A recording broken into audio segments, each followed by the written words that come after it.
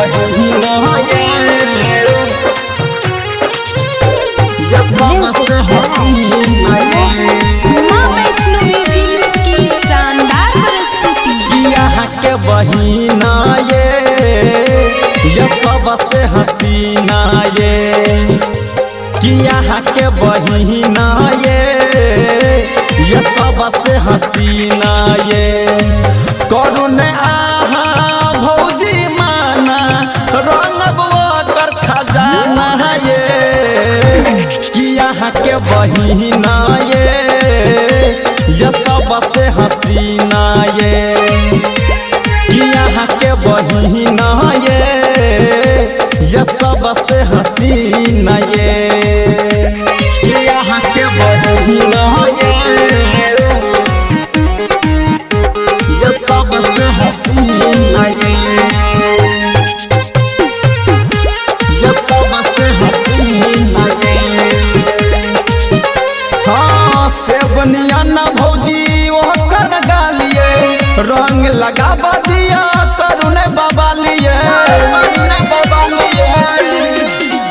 हाँ सेवनिया ना भौजी वो कर गालिए रंग लगा दिया करुण बाबा लिए होली में माजा लेबे भर दिन ये बर निकला गया के बहिनी ये हमारा ये हमारा पसीना ये कि यहाँ के बहिना ये कि यहाँ के बहिना ये सबसे हसीना ये कि यहाँ के बहिना ये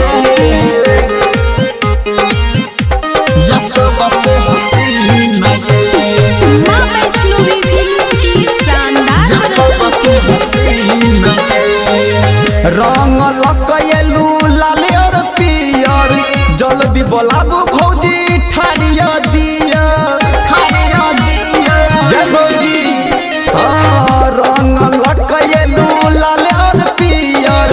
जल्दी बोलाबू भौजी ठाड़िया दिया कृष्णा का सप चंदन के न भगाबू राम रसिया के भौजी एना न सताबू देखबै अपन ये भौजी देखबै अपन सीना ये कि यहाँ के बहिना ये